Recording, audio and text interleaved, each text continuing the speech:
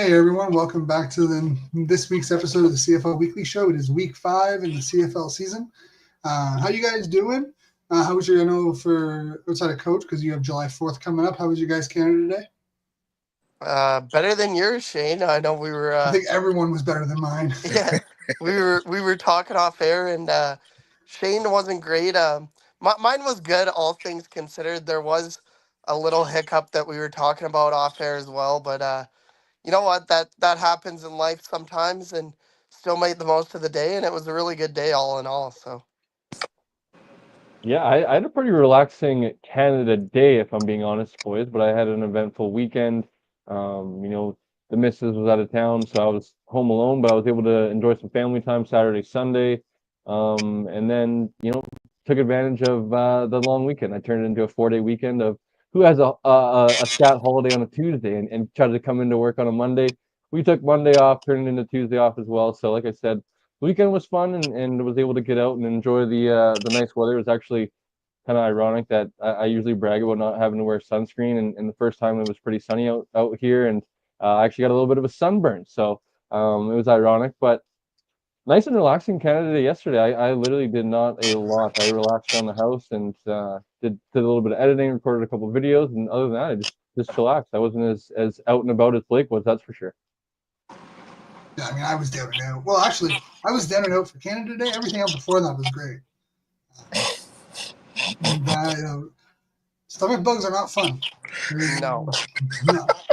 we can all agree on that. No, not fun. I was down and out. I was in bed all day, in and out between TSN free agency show and then watched some Supernatural. But was in and out of sleep basically all day. So that's how I spent my Canada Day.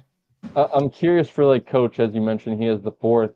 Coach, like for us this year with Canada Day being on Tuesday, it still was like fairly big, and people I know still did stuff. But like because the 4th, I believe, will be on a Friday for you guys. Will you do anything, or what's do you have any plans for the 4th of July? I'm black. I don't celebrate 4th of July. I celebrate Juneteenth. The fuck? I don't give a fuck about that holiday. No fireworks, no nothing? I might light off fireworks, but I don't give a shit about the rest of it. I'm gonna light off some fireworks, throw some shit on the grill, but I ain't celebrating it. It's just a free day. I was Exactly. gonna say, I'm shocked that coach would give up a chance to put the grill up and get some barbecue going. So Fireworks? I mean, like we don't have to get into politics, but there's a lot of people now that like with Canada Day don't celebrate either because like all the residential schools and stuff like that. But I mean, it's just a day to cook, a day to smoke a good cigar, and hopefully the boy doesn't blow up his fingers doing fireworks. This is his first year. This is his first year I'm letting him light it himself. So shit might go left. Make sure if it's a we Roman don't need candle, it's the right end. No, I had to. I fucked up because I told him a story about back in the day when me and my friends used to have Roman candle fights in fields. Shoot them at each other. Yeah, so now he want to get with his little cronies and do that shit. And I'm like, fuck no, nobody's coming over here and lighting us some shit. No, fuck no.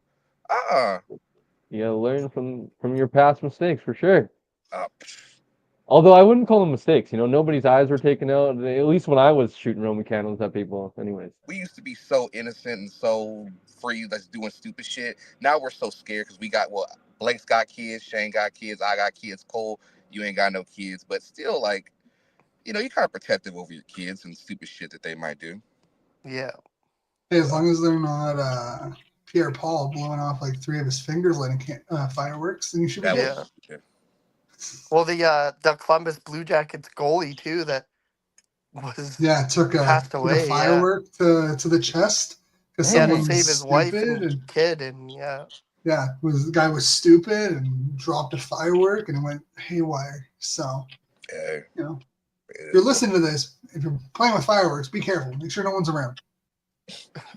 That's my disclaimer for the week. Or have a bucket of water around and just put the shit out. Something. Yeah, I saw the craziest TikTok the other day.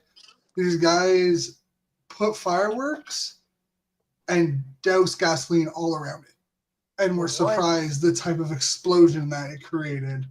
Oh my goodness. You know what? And I'm like, that is how you die. This is why we should get rid of warning labels. Natural selection. Survival. Indeed. But yeah, let's get into it. It was an Yeah, I'm in interesting a week. ranting mood, so let's go. That's not shocking. You're always in a ranting mood. No. More so than usual. Why? Is it because BC got dummied? Well, yes, told but you. it's also the reason that they got dummy. I That's told fair. you. I told you. Yeah. That's later on in the show, Coach. All right. But yeah, let's get started. You got your Thursday night matchup. You got the Edmonton Elks versus the Winnipeg Blue Bombers. Winnipeg coming up on top 36-23.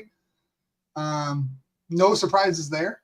I think everyone kind of expected Winnipeg to come on top. Claros was just diamond, just finding the holes. Overall, a really good game for him. 333 yards, 3 touchdowns, and 0 interceptions, going 25 for 30. So I don't think Father Time has quite caught up to him yet. Obviously, it's his second game, so see how he does the rest of the year. But man, that Edmonton team is horrible. Yeah.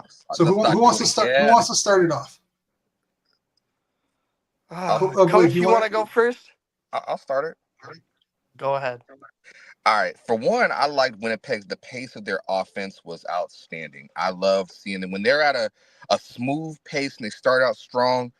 They're unbeatable. I mean, you just can't beat it. But on the other hand, I will say Edmonton. I don't want to get into the whole. We do it every week, the Trey Ford debate and all that, but actually, it wasn't as bad as I thought it was going to be. They actually put up a decent fight. Defensively, offensively, it was what it was, but it wasn't too bad. It wasn't too bad of an ass whooping.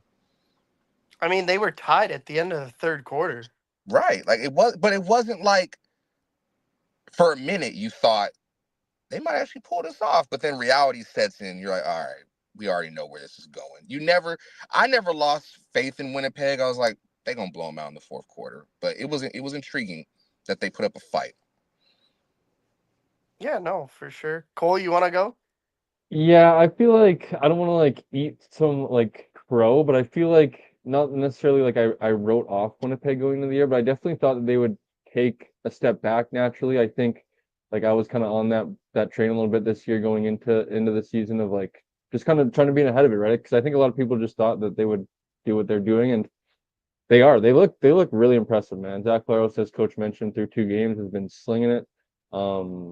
Brady hasn't really been in the lineup. I'm curious to see how he looks. I know they announced that he's gonna be back for them, and I really feel like as I think a lot of people, I know people on the show were very critical of Nick Dempsey last year, and he's looked great this season. I think Schoen, there's only another few levels for Schoen to get to this season as Zach's kind of security blanket.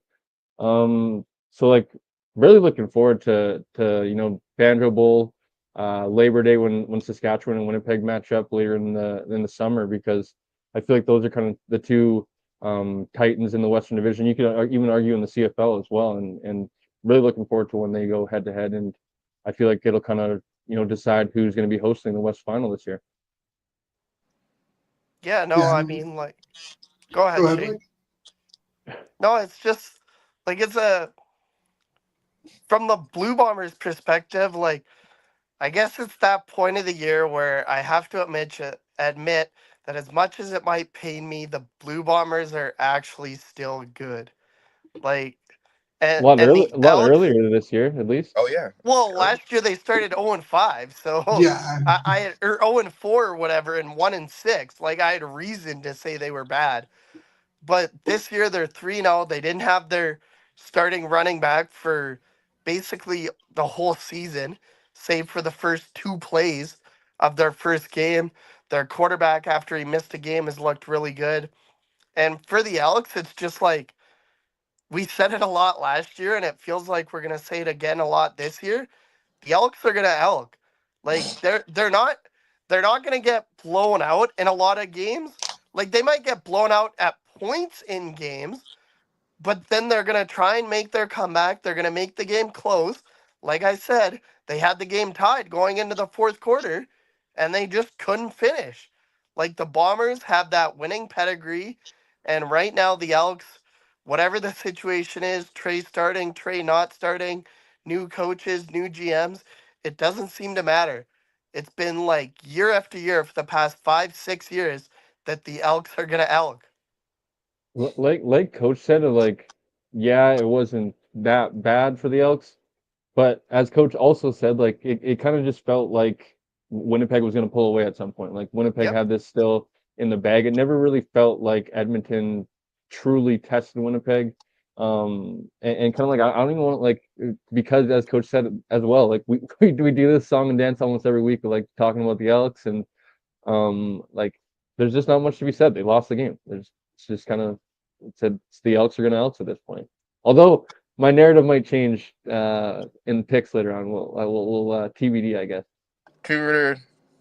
Yeah, I mean, I think the thing with the Elks that bothers me is that, like, yeah, a lot of conversation will be around Trey Ford, but realistically, when you give up over 30 points, you're not going to win the game.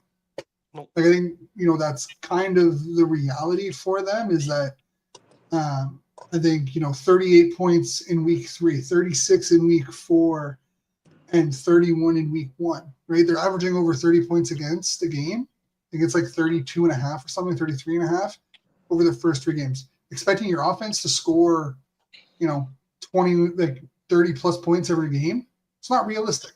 You're not going to do that every game.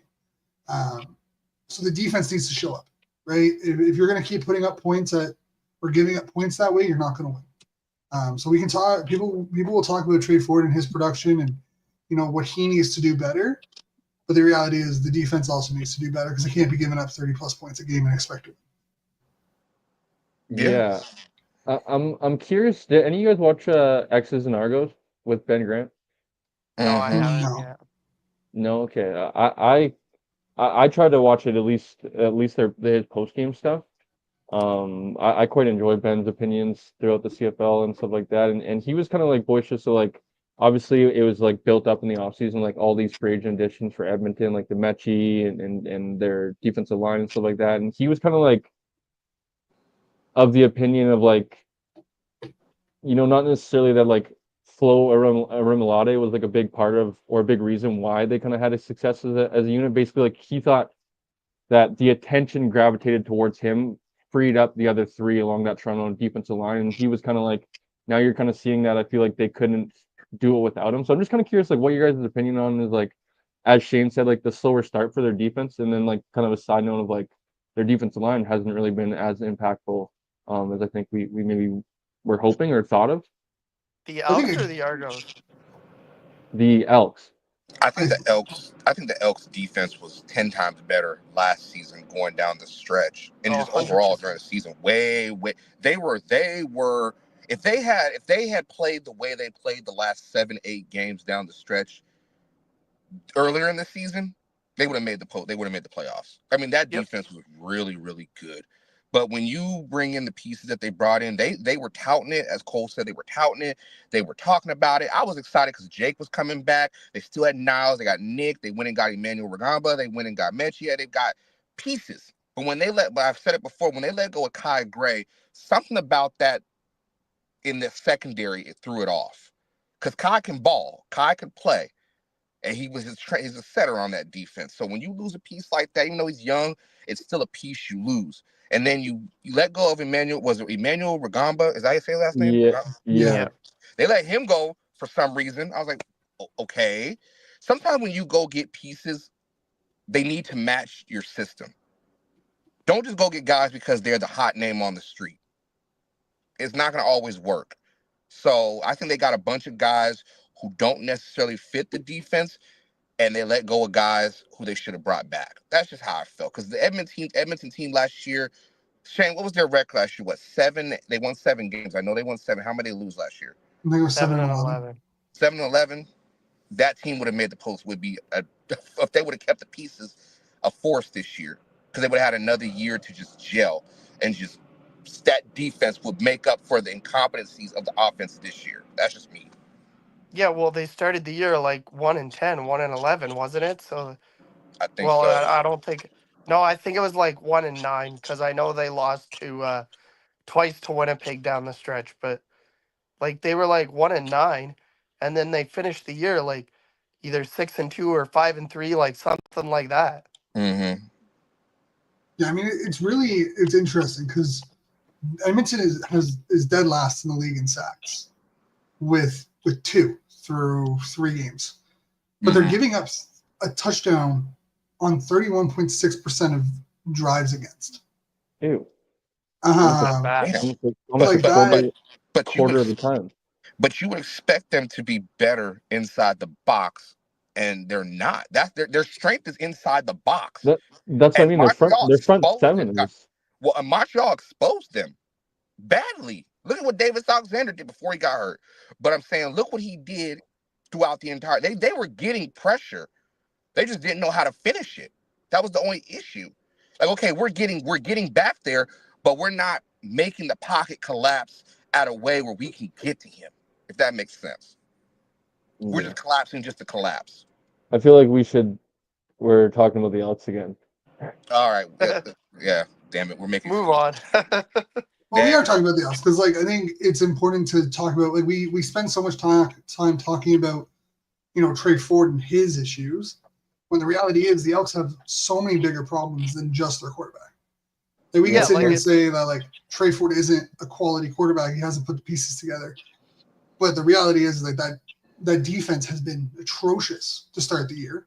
The secondary seems out of sorts. The front seven can't seem to finish a sack to save their life.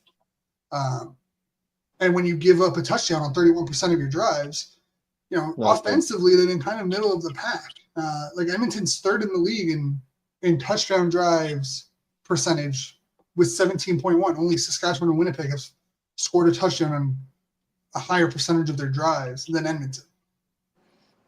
So I think at this point, the conversation needs to flip to the defense, not Trey Ford in the offense. I think just in general, like, and Cole can vouch this. I text him like near the end of that Lions game on Saturday and said that, and you guys might disagree, as in Shane and Coach, that I don't think the Lions are a bad football team or like in general, but they're playing bad football right now. Whereas the Elks, I think they're a bad football team. Like, just like whether it's mental, physical, whatever it is, like right now they are 100% a bad football team. I was gonna say something, but I know you guys get mad, so I'm not gonna say it. No, say it. Say it. No, say it. Go ahead, do it. No, I'm mostly just trolling. Go ahead, troll. Just say it. You can't say I'm going to say something because you get mad I and hate not that say shit. it. That's such pansy bullshit. Get out of here. I was just gonna say that it's because the Elks. It's because they're the Elks. Oh my gosh. It's But I will say, before we change. move on They're to cursed, bro. the Friday night game, just to wrap it up, quarterbacks are throwing 79.6% against the Elks secondary. They're leading the league in that. They're kind of a mid-pack rush defense right now.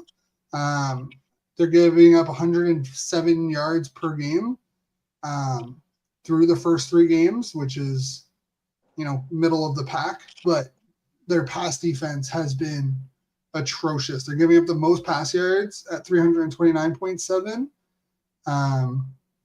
And then the best completion percentage at 76.39%.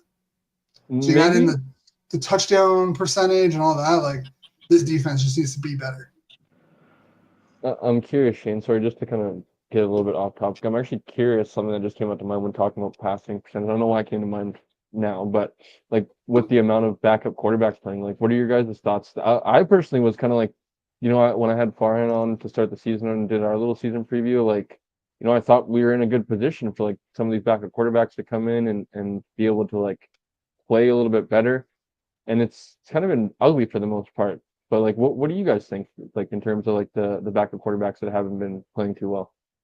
Do you have a week to prepare? What do you expect? Like, at the end of the day, once the season starts, majority of your reps are going to your starter. Your backup might see like 10% of first team reps during the week, at most. But like, this is why the league needs to expand its training camp. It needs to have off-season OTAs and stuff like that, because you need your quarterbacks hitting on all strides. And the minute the season starts, it's the same thing with the NFL. It's why when a high-end quarterback goes down in the NFL, it's the same problem, is because they don't have the time with the offense So when they have to come in, they have a week to prepare. Yep. They have a week to gel. They have a week to work with the group. That's not enough time to put out a quality performance in 1 week. We're not even talking about like short weeks or anything. If you're on a short week, you're screwed. You may as well just not play quarterback at that point, in my opinion. I was just gonna say that they're a backup quarterback for a reason. Like you have the starter, and I know most of them in the league, like MBT and Cody and even Jeremiah and like Jake Bear, they've all been starters at one point, but they're backups for a reason. Like somebody beat them out for the starter's role, plain and simple. I guess I more so meant like the guys that have played more so than 1 week. Like MBT is obviously the notable one that played just the 1 week and looked bad. But I'm more talking about like Masoli played multiple weeks, hasn't looked great. Like Schultz obviously old and he doesn't have that great of an arm. But Schultz, I know you were somewhat high on him in terms of like a backup quarterback. He hasn't looked great. He only played 1 week. Fair. Crum got the last 2. Crum hasn't looked great. No, he has not. So like that's what I mean about more so those guys. Although I wasn't very high on Crum. MBT was kind of one that like I thought would look a little bit better, especially like in a 1 week situation. I do agree with you in terms of like only like the 1 week of preparation, stuff like that. But MBT is a veteran, and I thought like he'd be able to like facilitate point guard a little bit more, do what he's done, like getting the ball out of his hands super quickly, and he didn't. It looked almost like he, like you're kind of alluding to, Shane, like only had 1 week to prepare and was like super slow in his reads, which I thought it would be the opposite. But like I said, I'm kind of more so talking about the guys that played more than just the one game. I mean, Mazzoli's best asset was his legs. If you watch him in like 2019, 2018 with Hamilton, like his arm strength was never that great. He could make the throws, but his asset was being able to extend the play, move the pocket, kind of get closer to the receiver. And the minute his legs started to go, his arm's not strong enough to make up for his inability to move the pocket like he used to. And I think Bryce needs to be the guy going forward if work does get hurt or if he's not playing this week. Like I don't think Mazzoli's in it. We're gonna get to that later on in the show. But you are right though, Shane. It does come down to just like simply being in the building more in the off season, being able to get these guys more development time and stuff like that. Because like similar to like what you said too, like the NFL has a similar problem. Like if starting quarterbacks go down and backup quarterbacks don't look good as well. So it's the same problem. It's like offensive line.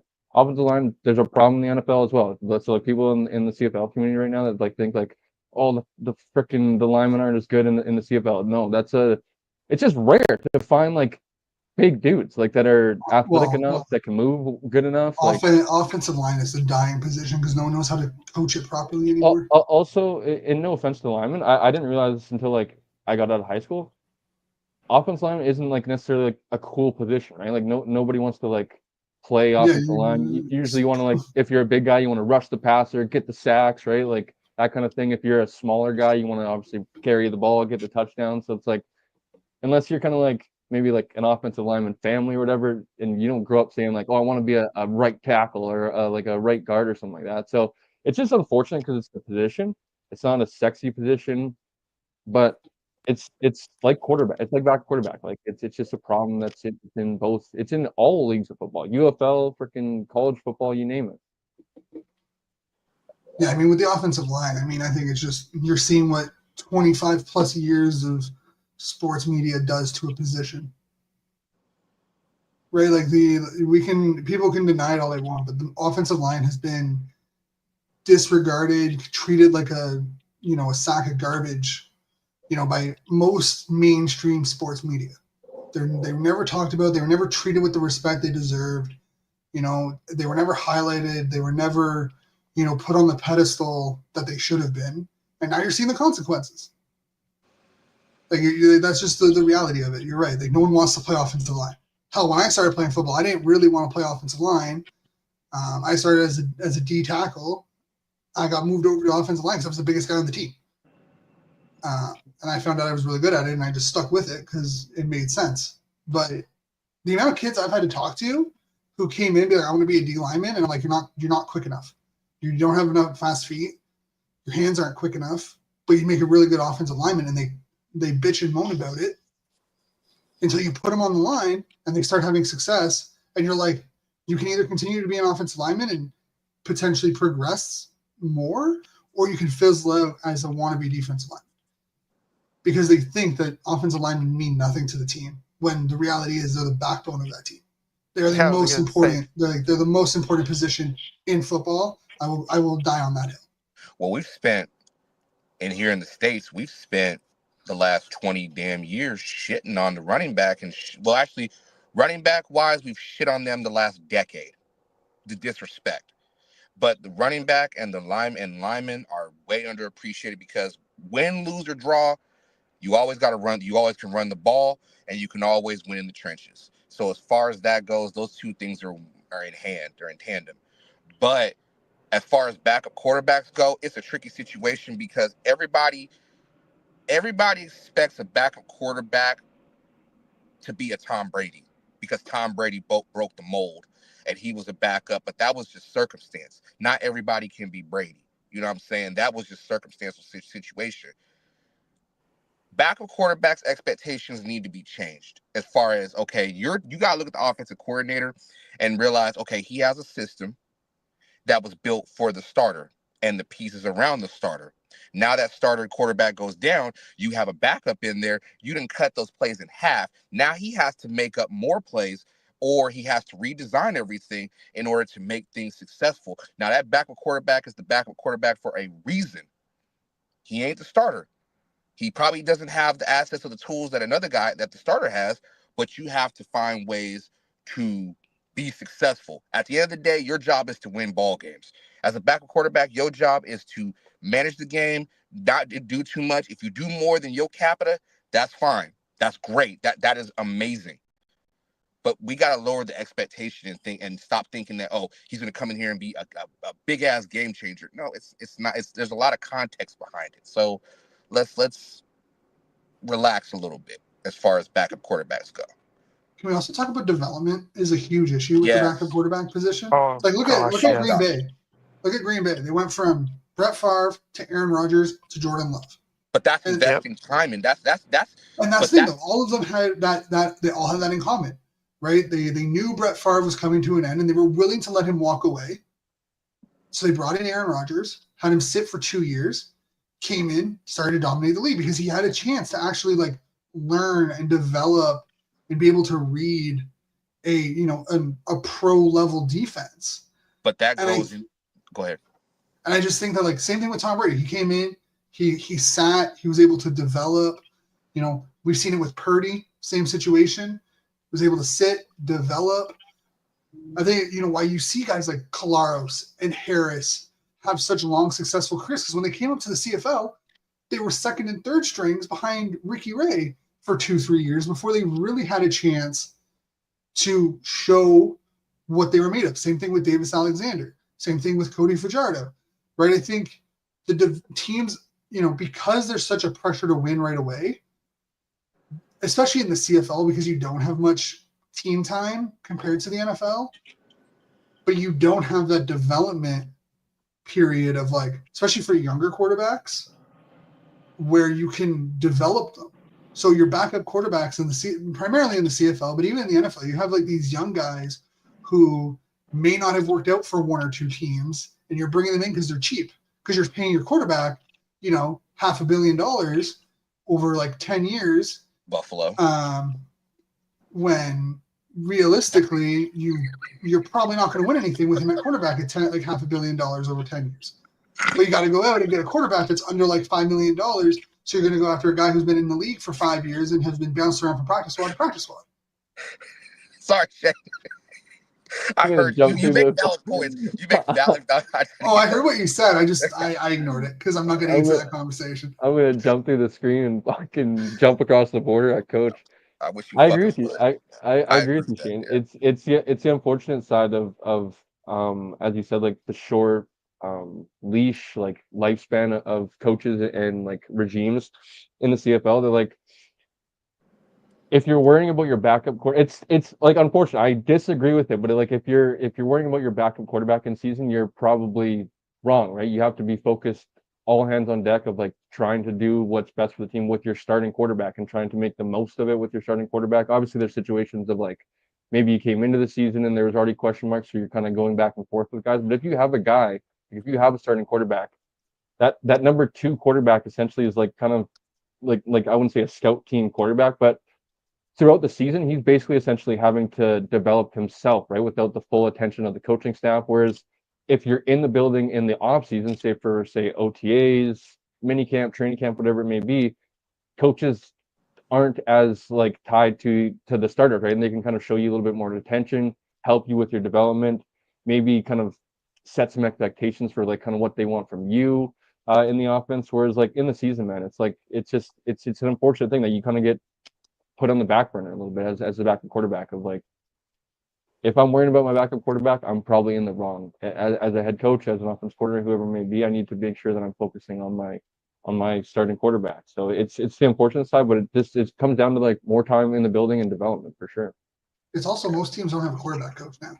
Like the coaching Yeah, cap that's in the crazy. CFL specifically, the coaching cap has hindered so much of development and like player growth because most teams, your OC is your quarterback coach. Is your quarterback coach, yeah, which is crazy. So, but you go back even, again, you go back 10 years, 15 years, you had a quarterback coach. You had a designated quarterback coach who would work. And I think this is also where we've seen a decline in the offensive side of the game because your OCs are no longer just worrying about being an OC and developing a game, like the offense and developing a game plan. They're now also trying to develop their quarterbacks and get their quarterbacks where they need to be. So, like, I think a lot of these problems go away or are no longer as big of a talking point if you get rid of the coaching cap, in my opinion. Shane, give me a quick. How does the coaching cap work, and how much is it? Like, is it like basically like can you have like any like offensive quality control assistance? Like, does that count against the cap? It's weird.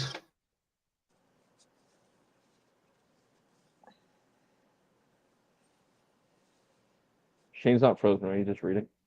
Yeah, I'm just reading. My understanding of the coaching cap is you can have up to 10 coaches on your payroll. I think it's up to like $3 million or something like that. Which is why you generally see, like, if for example, Toronto, where Dinwiddie's technically the OC, but they have a quarterback coach and a passing game coordinator. Their running back coach is a running game coordinator. Because it allows you to have more guys on the roster when you have these coaches who do more than one thing. So this article was in 2014. It was $2.158 million for all 10 coaches. Say it's like 3 million by now. Yeah, or roughly. Potentially, yeah. So it's unfortunate though, because like if like you can't have like like offensive quality control assistants or whatever, like there's like stories in the NFL. You can, but they can't be paid. So that's like when Chris Jones went to Hamilton, he wasn't being paid. So that's shitty. Because he was getting paid by Edmonton. So he was able to go to Hamilton, work as Hamilton as like a special advisor in like basically a volunteer role because he was still getting paid by Edmonton. Yeah, that's shitty. Yeah. Just because like there's those situations, I hate doing this too because I'm not trying to compare one for one, but like in the NFL, right, where like a guy like Sean McVay started out as like an offensive quality assistant or whatever, and like say that like we're saying, right, in the off season and you're a young receiver and you're able to work with Sean McVay, who's like a up and coming head coach. He's able to kind of like help you along, show you some things, right? Whereas like that opportunity I feel like isn't available if you're kind of worried about how many coaches you have on the roster and stuff like that with a cap. But long-winded answer for sure. But back to Friday night recap. Is that what we're talking about? Yeah. Also, so it's 11 coaches and 14 other football operational staff, plus medical personnel who didn't count towards the cap. So that's basically what the cap is. Which again, I think it's probably the worst thing to ever. It's the worst thing to ever come into the game, in my opinion. But yes, back into the Friday night recap, which was Montreal in Hamilton. Hamilton won pretty decisively, 35-17. I think the big storyline is the inability to run the game for Montreal. McLeod Bethel Thompson was 24 for 41 for 203 yards, 1 touchdown, and 2 interceptions. Between their 3 running backs, they had 4 total carries.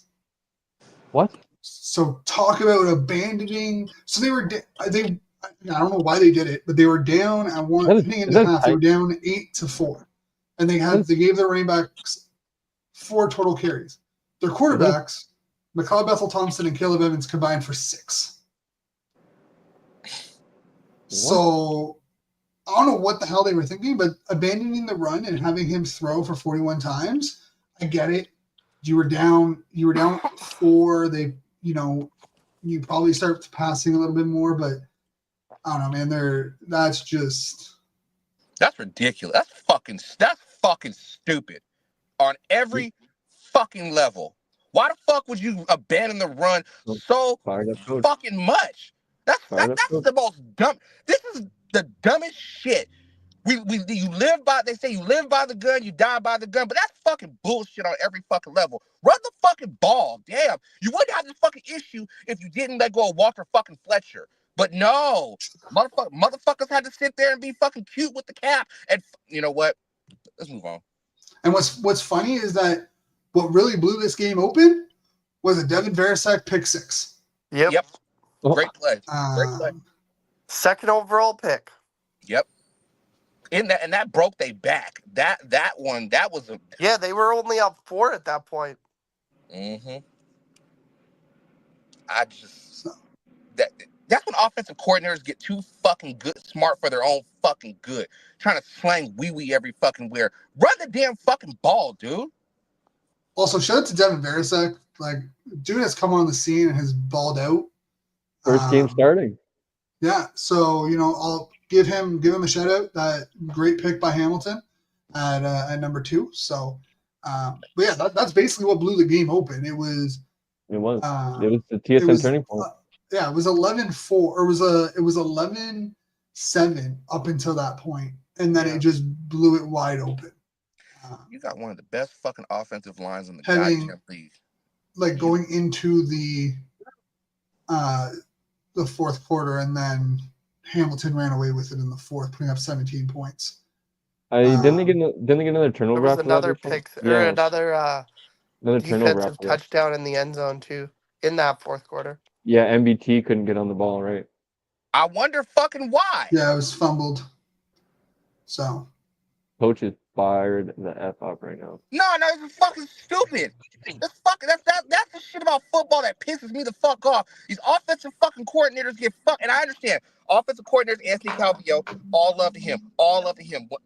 One of the GOATs. But damn, really?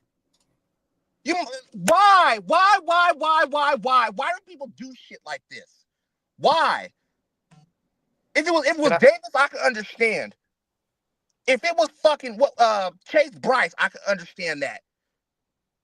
Just don't want to be petty. But damn, man, really? Shay, how many said 4? All right. How many rush attempts? 4. 4 by the running backs. For the whole game? For the whole game. That's crazy. So one a quarter. Travis Thies. I hope you didn't take them, either one of them, in fantasy.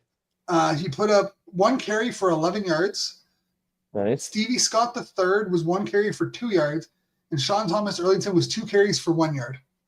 I think STE got hurt. That was part of the reason why. But I don't give a damn. You had 2 other running backs. Yes. I don't give a fuck. Give me 3 yards. Give me 3 yards in a cloud of fucking dust. At least I can make something out of that. Man, let's move on. Saturday. Yeah, so not much to really talk about there. But Saturday. Wait. I have one more thing to add before. Oh God. We gotta. No. It's quick. I promise, Coach. So, obviously we don't wish this, but if Davis Alexander was to go down by like another serious injury at all this year, the East Division as a whole is so bad. Mm-hmm. Like without like the Alouettes with Davis as their starter are like a Grey Cup contender, 100%. But if he was to get seriously injured, all 4 teams in that division are awful. I It's I think it think was Montreal's division to lose. it is. I think if you're an East fan, the only hope you have to cling on is that hopefully after Labor Day it gets better for you. Because they're Shane. playing each other. It can't get worse. What are they Well, gonna Well, do? one yeah. Tie every single game? maybe All right, one team's gonna win, has to win. let's move on to Saturday because I know Blake really wants to talk about this. You got the BC Lions going to Saskatchewan to get their ass kicked BTA. by the Rough Riders, Don't look 37 away to now, Blake. 18. I will say, not a great game No, by sir. Jake Mayer. Wait, hold on. Whoa. 170 yards for 13 for 23 with 1 touchdown. I can live with that. Good enough to win because Yep. they won, but definitely not like a great confidence boosting game. I don't give a damn. He AJ did. Ouellette put up 39 yards on 23 carries. Basically just running over that offense, that defense, and then Saskatchewan was able to take the ball away 3 times. Like this. So yeah, not the greatest game by Jake Mayer, but still good enough to win because you got a running back there. Cousin Jake. Mazzoli put up 16 for 29 for 173 yards, 1 touchdown, and 3 interceptions. Okay, James Shane, Butler also had a great game for 17 carries except for the for fumble. 123 yards. That was Shane, bad. That was a bad one. Shane, That was not before his fault though. Yes, it before was. Yes, it was. before They hit him in the before- chest. before Blake goes, I gotta ask Shane, what gave you confidence to pick BC? Yeah. I want to hear this excuse. Honestly, I just felt like they were a better team. I thought Shane, don't lie. With your I Don't didn't lie, because Shane. last week I didn't. I don't trust Jake Mayer. I didn't You expect. trusted Jeremiah Masoli? I don't really trust him, but I also didn't expect AJ God. Ouellette to put up 139 yards. He's like Have you not been bad. watching this team? He's like not bad this year. I will eat some crow on that one for sure because I'm not a big fan. He's healthy and he's definitely better than he was last year. He's been But going into this game, I was like, okay, they've been decent. They haven't been runaway great. We talked about this last week. They haven't been runaway great. They've allowed teams stay in games a little bit later. And realistically, if it wasn't for two bad plays, it's probably a closer game than what we see on the scoreboard. I'd argue 4 bad plays because the Lions lost the turnover battle 4-0. That's arguably the game right there, the ball game. I said this on the post game show, like not that I'm saying like the Lions played good at all. I agree with Blake that they're a bad team right now. But essentially the ball game came down to the Riders had the ball for 38.5 minutes and the BC Lions turned over the ball 4 times. And that's basically the ball game.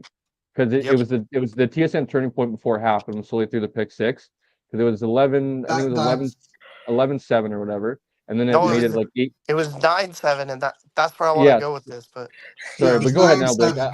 I just wanted to ask. That's what I'm saying. Is that like that for me was like the minute that happened, I'm like, this game's over. Yeah, again, it was 9-7 going into half. You can't tell me that's not like a toss-up game. That's just I think I was justified to go with BC. And then that happened. I'm like, are you kidding me?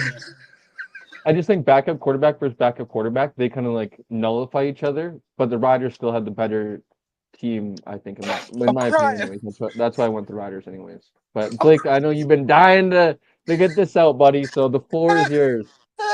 Yeah, so like oh my gosh, I can't take Coach seriously right now. I'm crying. Seriously, like we talked about this. So the game changed on that pick 6, 100%. Because as Shane just said, The Riders had just taken the lead 9-7. You're less than 30 seconds away from halftime. The Lions were in field goal range. They just had a penalty on the play before that took a touchdown away that would have given them the lead back. And the thing that frustrated me so much about this play in particular was I could not figure out why the Lions would decide to make that play.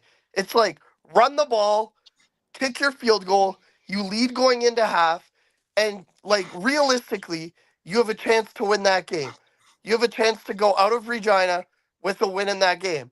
And instead, you throw a pick six, and as you said on the post game, Cole, that was a 17-point swing because on the first series out of halftime, Saskatchewan gets the ball, they go down and score. So the point that I wanted to make, the reason I am so frustrated is because, and I'll shout out our man Farhan Walji for this, somebody asked him why Buck Pierce would make that call in that situation. And Farhan's response was, I don't think Buck Pierce made that call. I truly believe that the Lions had a different play called, like a short out or possibly a run. They came to the line. Jeremiah saw what the Riders were lined up in and changed the play to the play that he got picked off on. Like, you are the backup quarterback for a reason. Your job is to manage the game. Like, if a coach called the play, run the dang play. Because you were going to kick a field goal, you would be up 10-9 going into half, and that game would be completely different.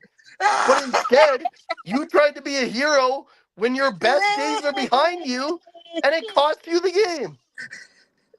Man, I can see how actually it pains Blake to just re-experience that. I mean, again, Like, it's just, go, but like, to be fair, like, it's not wrong, right? You kick a field goal, you're up 10-9, you go into the second half, you have a better chance of being down, 16-7, and then you give up the opening drive of the second half. To give them that touchdown to just blow the game wide open. But yeah, like this is where like you've seen it before. Like we saw it last year with Mazzoli, where like sometimes he called his own number a little bit too much. But those are the throws you can't make anymore. Like those wide field throws. Like to be fair, DB, he was looking the other way, and before he turned back to Hatcher, the DB was already moving. You have to be able to see that as a quarterback. That's pull just it great down scouting and run. there. Everybody know that. That's just great scouting by the defense. That's great prep. That's baiting, right? That's 100%. If you know he's gonna look off one way and he's gonna go backside, fuck, it's money. That's prime real estate right there. But can I go finally? Go ahead, coach. We're just gonna skip over you. We'll get to the next game. Nah. Hey, at the end, all jokes aside, I can't help but laugh because Blake was so damn serious. But I will say though that was a really good game by the Riders, and especially with cousin Jake. I wasn't expecting Coach. That was a really good game, or that was a good game. That was an average game. That was a good game. It was good. It wasn't like world beater. It wasn't like we own a division. It wasn't anything out of the super duper special. But from a defensive perspective, yes, proud of the defense. They stepped up. They made plays. But offensively, AJ, man amongst boys out there, cousin Jake managed the game. He just managed. Yep. That's all he needed to do.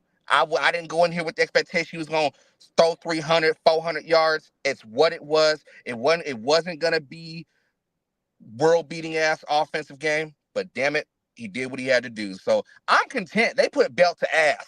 So Blake, you can sit there with that look on your face. You can look at that look on your face. The most important part, coach. Huh? The most important stat, Cole already said it. Jeremiah turned the ball over 4 times. Jake didn't turn it over at all. That's fine. That ain't my problem. That's your problem. I'm saying that's why the Riders won the game. Jake Mayer managed the game good enough. He did not turn the ball over at all. Because they didn't Unlike try to Brown. throw. The play calling was really good. I'll give it to him on that. The play calling was chef's kiss. Wasn't trying to take too many chances downfield. They called it just right for him. So hats off to him. I think why, like, because I know Coach and like even like getting a little bit of the pulse of the fan base of the Rider Nation. Like you guys are a little bit like you guys are obviously happy, but I feel like you guys are wanting more, like to obviously win a little bit better. I think you said a couple weeks ago that like we look beatable. But, like for me, why like I think like I'm high on the Riders is like the injuries you guys are dealing with as well. I think you guys lost Trevon Tate, I think, throughout the game, throughout that game, and like the offensive line already had injuries coming into the season. They've been able to step up. Is it Daniel Johnson, last year's pick out of Purdue, who kind of been highlighted the last few weeks? Who's not necessarily a rookie because he was drafted last year and spent some time on the practice roster, but now it's first year starting, and he's been playing pretty good at left tackle for them. So that's personally why like they've been able to roll with the punches, right? Down Emulus, down KSB. Sean Bain Jr. still hasn't played for them yet. Like they're having like a bunch of guys step up. They had going into the BC game last week, 3 different receivers with 100-yard games. Like AJ Ouellette was running the rock. Yeah, it Thomas sucks the from a Train before fantasy him. perspective. Yeah, That's how it you does. run the fucking ball, Montreal. Pick a favorite receiver, Trevor Harris. But yeah, I don't know. It's just like that's kind of why. That's why I don't know. I was super surprised. I thought it'd be.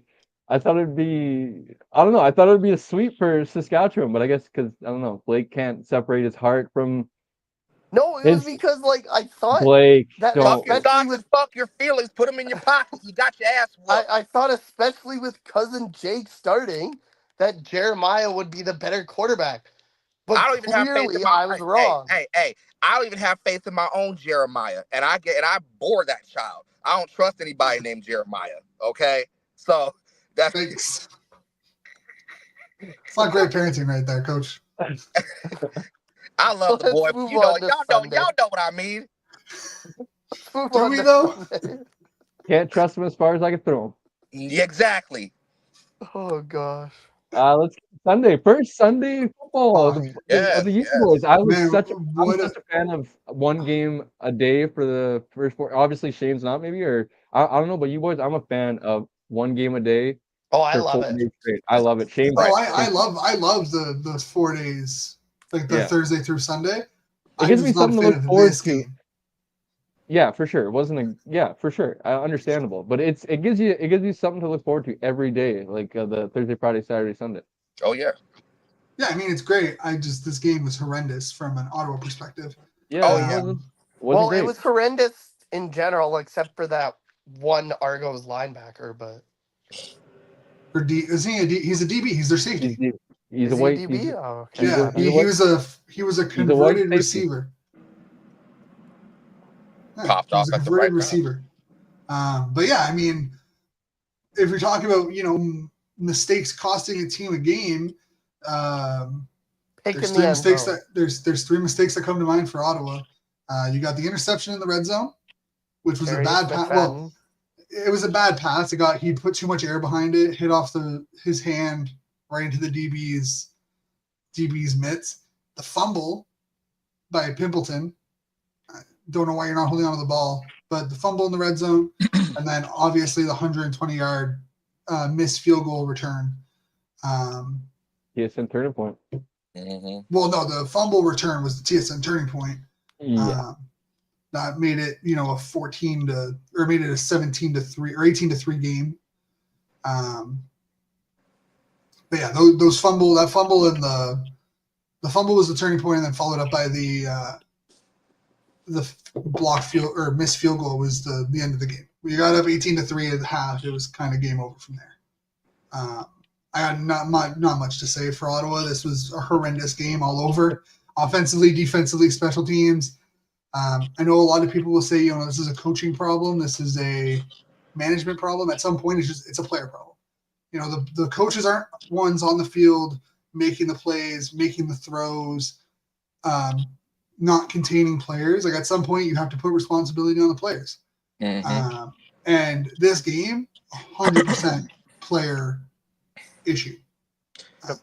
This was 100% on the players, not on the coaching, in my opinion. I think there needs to be a conversation around Ottawa's defensive line, personally.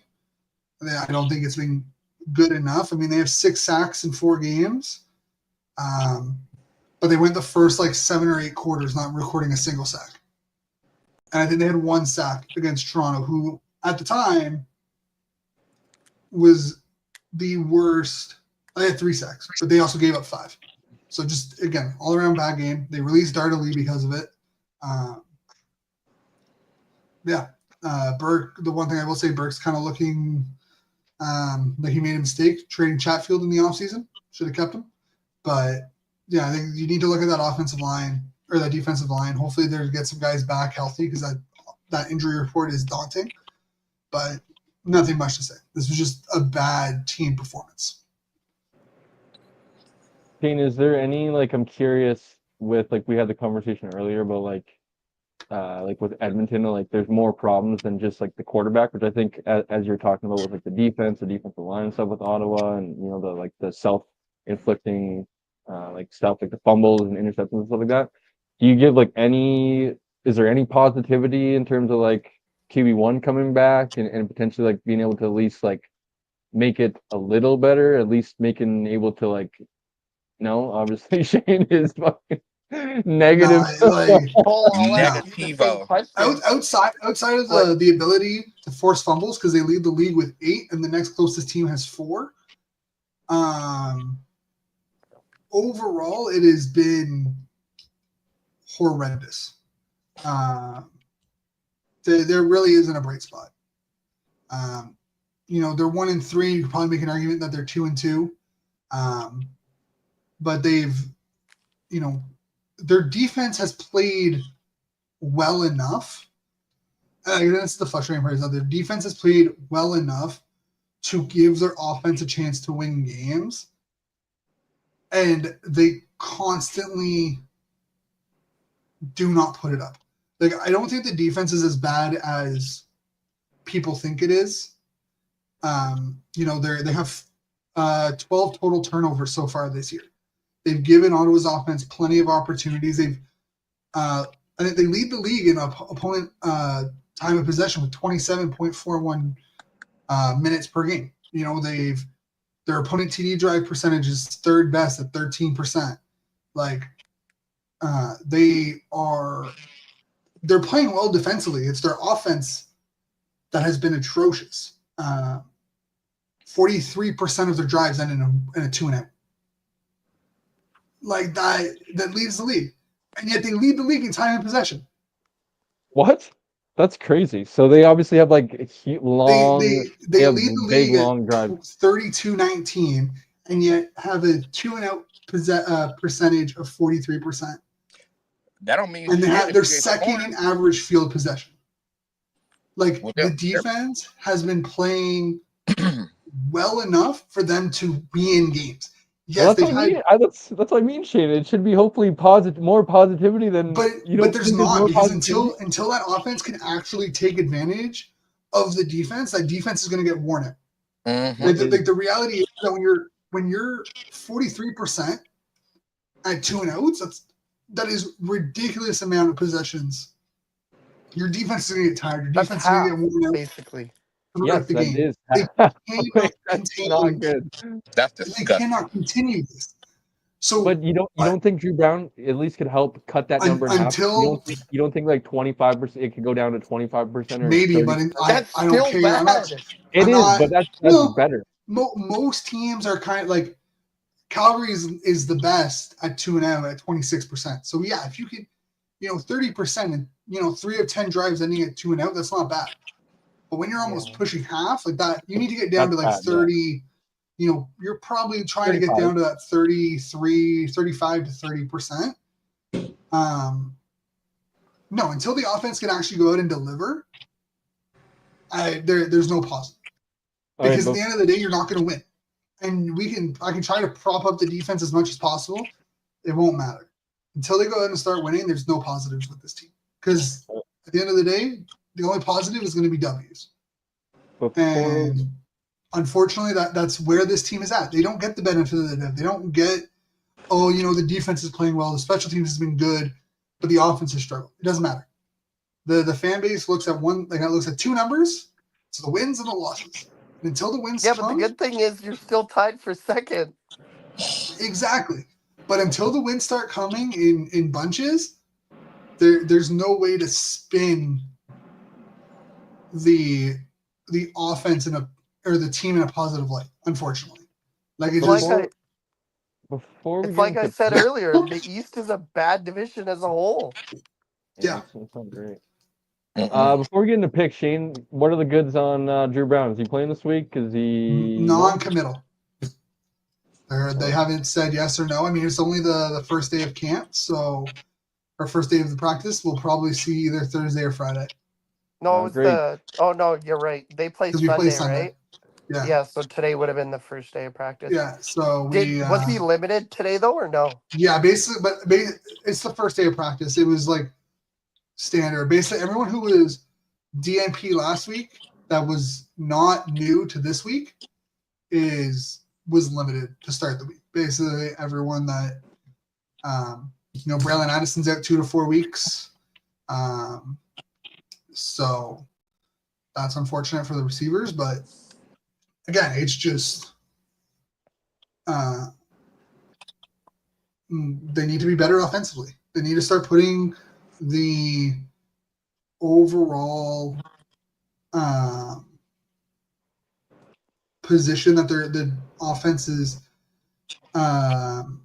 being put in to win. And I mean, there's also negatives on the defense where they're last in the league in rushing yards against. So like, it's just there's so many things that like you could flip it on either side and try to make it look pretty, but it's not going to work.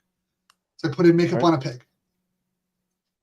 Let's get I into mean, the picks, like boys. I've already said what I need to say about this game. So, Coach, like Cole, you guys have anything to add? Because that's literally all I got. Like outside of the Alouettes and even them without Davis Alexander, the division is bad. So Picks, week 5 picks. Week 5 picks. Let's get it. All right, let's do it. Starting Thursday night in Calgary. Winnipeg Blue Bombers heading to Calgary against the Stampeders for I believe it's the inaugural Stampede Bowl. Which I find weird that it's against Winnipeg. I definitely thought it was going to be against either like Edmonton or Saskatchewan. No, you know why it's against Winnipeg, Shane? No idea. The Stampede is starting this weekend. That's why it's called.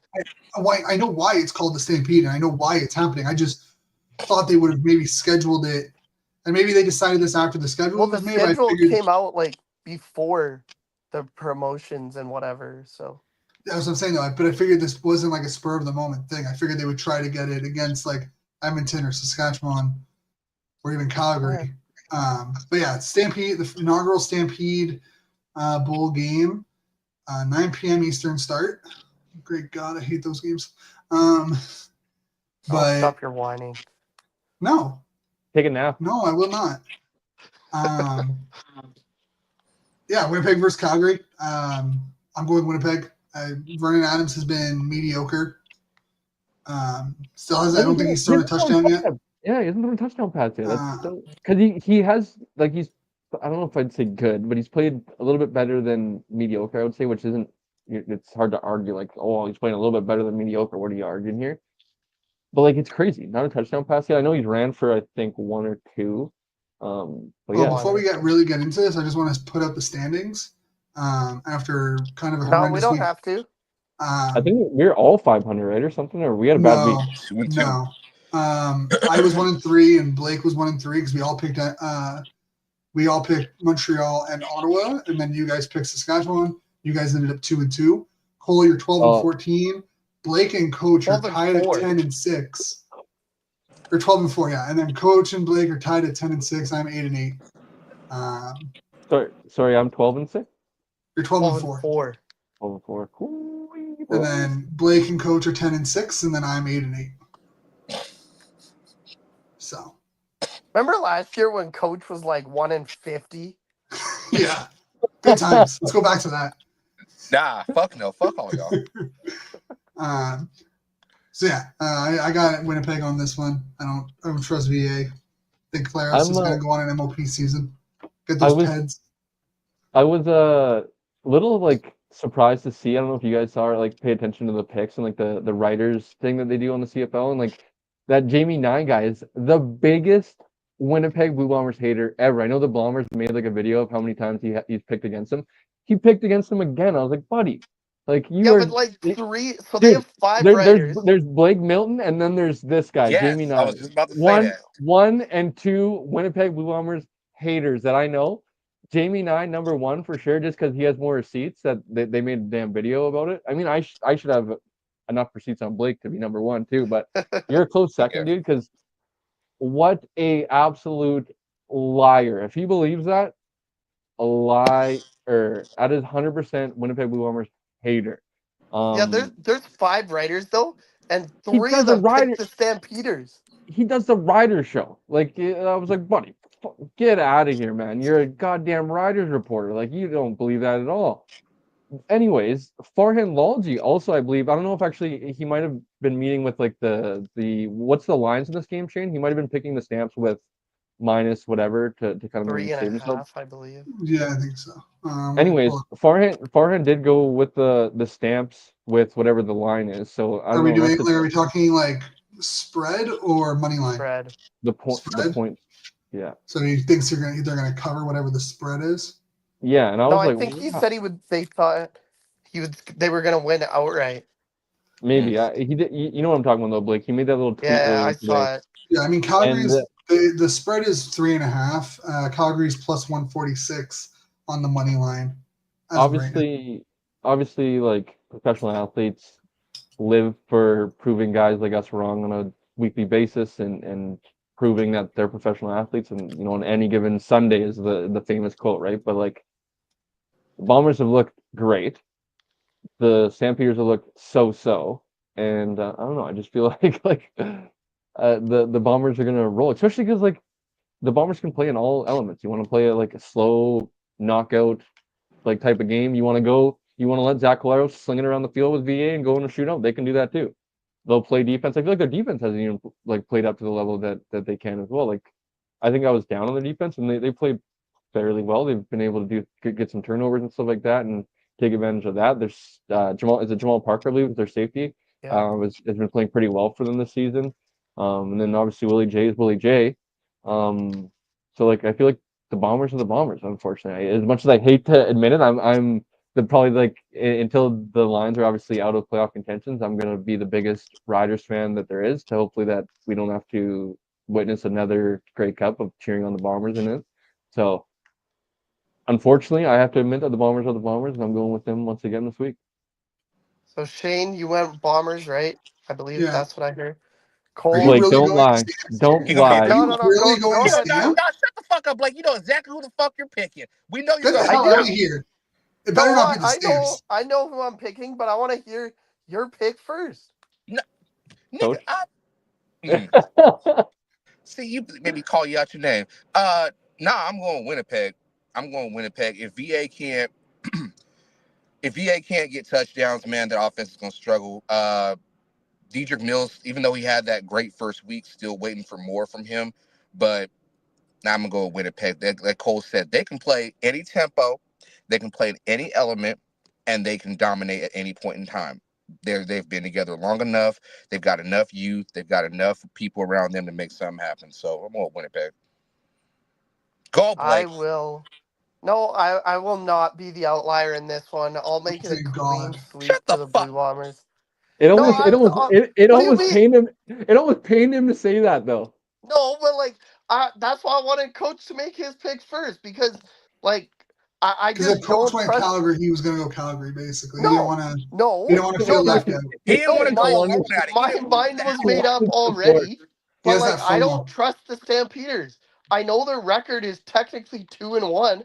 I still don't think they're that good. Like VA obviously makes that team better, but they lost Reggie Bagleton. Mm-hmm. Yes, they have Jalen Philpott, but like other than that, what do they really have? Like I just don't trust the Stampeders enough. The Bombers, as much as I hate to admit it, I've already said that, like 3-4 times now this show. They're a good football team. They're the 5-time defending Western Division champions. Like, until somebody knocks that crown off their head, they're the best team in the West. Mm-hmm. Right. Clean sweep. On Mm-hmm. to Friday Night Football. Yeah, Na-na-na, na-na-na. Hamilton in Toronto. The rivalry week game is what they're calling it this week in Toronto. I'm having Hamilton. I don't trust Nick Arbuckle. Defense and special teams came out last week for Toronto, but that offense still really struggled. I think you're seeing the issues without not having Carey or having that caliber of running back in the backfield. Even though Brown's good, he put up 1,000 yards a couple of years ago. Still not, a Kadeem Carey type running back. I'm picking Hamilton. I think they're going to get the ball rolling now that they got their first win, especially against Montreal. I think they're going to ride the wave a little bit here against Toronto. Yeah, I agree. I'm going with Hamilton as well. I mean, Toronto got their points from offensive lineman Ryan Hunter and 14 points off turnover from their defense. So I think the Ticats will, kind of be the Ticats where like they're that annoying competitive team because Bo Levi Mitchell and that offense is able to play at a high level from time to time. I kind of think that they would like potentially be like, and obviously like it's completely different in terms of like maybe being able to have a little bit of a better look in terms of like all 24 access of like Bo Levi Mitchell going to Kenny Lawler because right now, and I know it's Kenny Lawler, but I feel like he's like overkilling on the targets of like just trying to spam that right now, and I feel like you have that kind of like whenever you want it, especially later in the season, like to kind of go to that in more bigger games down the stretch. But I feel like it's been like almost every game, which Kenny Lawler is Kenny Lawler, number one wide receiver, arguably the best receiver in the CFL. You could kind of demand and kind of it's maybe more acceptable to like understand and more reasonable, I guess, is like why he's getting like 10 plus targets a game. But I just feel like their offense, like they have weapons like around to not just solely trying to get the ball to Kenny. Yeah, but they refuse to run the ball. Like, yeah, Yeah, that's also a problem. even last year, like when they had a James Butler, they didn't use him. But no, Coach, who you got? I got Hamilton. It's Hamilton. Well, this is gonna be a boring week because I was gonna pick a tie, but since we're not allowed to do that, Why you gotta do shit like that? Because he wants to But- be different. Exactly. But- You want to be the motherfucker that sit there and say, "Oh, it's gonna be a tie," just to be a contrarian. Like, come on, like. But since we're not allowed to pick ties, I will go with Hamilton as well. Like Nick Arbuckle he is who he thought he was. I Like agree. he's not a Grey Cup MVP, and until Chad Kelly comes back, which every report I hear seems to be longer and longer, and like it's really weird because originally at the beginning of the year, I heard that he was a week, maybe 2 weeks from recovering fully from that broken leg, and the reason for his extended absence was an ingrown toenail, and now his absence just keeps getting longer and longer. But until he comes back, the Argos are going to struggle. To be fair, I will give credit that like if he had his ingrown toenail on the same foot that like the same leg that he destroyed, I mean I personally haven't experienced an ingrown toenail, but like those things can be like you're not walking straight depending on the severity for like you can be walking in a boot or like walking awkwardly for like 3 weeks after that ingrown if it gets fully removed. Like I know it sounds silly and it kind of sounds stupid, but like ingrown toenails, if you get that ripped out and depending on the severity, like those can be like as bad as a sprain in terms of length of recovery. In turn, like being like in this sport. Shane's a big ingrown toenail defender. I'm know. I'm mostly just bugging you. But I remember in that group chat. Everyone hears it and they're like, "Oh, it's an ingrown toenail. It's nothing." Yeah. But if you haven't seen someone, who's experienced it and you've like seen the pain and what they've gone through as they're recovering, like it can be pretty bad. Like I know people who were basically like who couldn't wear a shoe for 2.5 weeks because their toe was so swollen. I agree with you. I will say like ingrown toenails can be pretty severe. I agree with you. I'm just kind of messing with you more so than anything. But also, I would like to throw in that listening to the X's and Argos podcast, I believe Ben Grant mentioned that he thought that there could potentially have been a setback in Chad Kelly's recovery. I believe, if I'm kind of remembering this right, that he mentioned that he went from like, a participant in practice to now I believe he's like a DNP at practice. So I think Ben Grant was possibly alluding to the fact that he thinks that there could have been a possible setback in his recovery because what was it, Dinwiddie that ruled out till now he's out till Week week 7, 7. which, obviously there's different benefits and to one game and all that stuff. You would think that if they would have had an idea, week 7 was like kind of the timeline. Maybe he would have won on the 6th game, but obviously something potentially went on behind the scenes, or maybe they're just kind of being as precautious as possible. But are we on to Saturday? This could be another clean sweep, boys. Yeah, Saturday you got BC versus Montreal, and this one's very. I think this one's probably the most up for grabs game of the week because I think it really depends on who's at quarterback. It's going to be the Both same as last week. both quarterbacks are limited on the injury report. They've both been taking first team reps, from my understanding. I remember seeing a tweet from Farhand. That's not what I Rourke. heard, but anyways, go on, Uh, Shane. well, there's a tweet from Farhand today saying that Rourke was taking No, first team reps. not about Rourke, but Oh, I don't know. I saw something about Alexander taking first team reps, but it might be a mistake. no, I believe he was, but the tweet that I saw I don't believe it was from today's practice, but it was from yesterday's practice, is that Alexander was taking first team reps, but MBT was still taking the majority of first team reps. So I'm taking BC because I think it seems more likely that you're going to see Rourke return in some capacity this week. So I'm going to take BC because of that. If Davis Alexander was actually going to get the start, I'd probably go with Montreal. This one's such a toss-up because it really depends on who's starting it behind center, in my opinion. Even if it's Bryce, I think BC has a better chance with Bryce than they have with McLeod Bethel Thompson, from what I saw last week from him. Yeah, thankfully it looks like Masoli's not going to dress at all due to Yeah, he's also some listed as sort of limited. magical shoulder injury that just appeared, but Well, Yeah, damn, he's Blake. also limited. Damn, Blake, why you dogging him? He's just he mad. did me wrong, coach. He let you come into a tie with me. Fuck you. I don't want to go yet, so Blake, you go first. Coward. I am a coward. Yeah. No, I'm gonna go with the Lions as well. Blind faith, stupidity, whatever you want to call it. But the reports I've heard, yesterday and today, from Farhan are that Nathan Rourke is taking about a 50-50 split with Chase Bryce Mm. for the first team reps. And the thing that gives me a lot of hope that he will start is that he hasn't been limited at all on deep throws. Like the last 2 weeks when he didn't start, he wasn't throwing deep throws at all. Farhan said yesterday and today, made a point of saying that he has not been limited at all on throwing deep throws. So that gives me faith that he will play.